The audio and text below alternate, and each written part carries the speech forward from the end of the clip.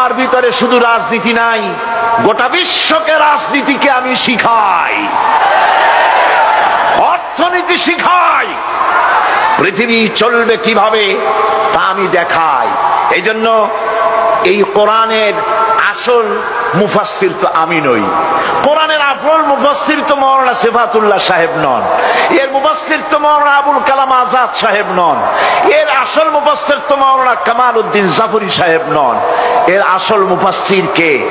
কোরআনের আসল মুফাসসির, genuine authentic interpreter, আল্লাহর পক্ষ থেকে নিয়োগ প্রাপ্ত মূল মুফাসসির যিনি, মূল তরজমানুল কোরআন, কোরআনের ভাষ্যকার যিনি, তিনি হচ্ছেন সর্বকালের সর্বযুগের সর্বশ্রেষ্ঠ মহামানব বিশ্বনবী জনাবে মুহাম্মদ রাসূলুল্লাহ সাল্লাল্লাহু আলাইহি ওয়াসাল্লাম।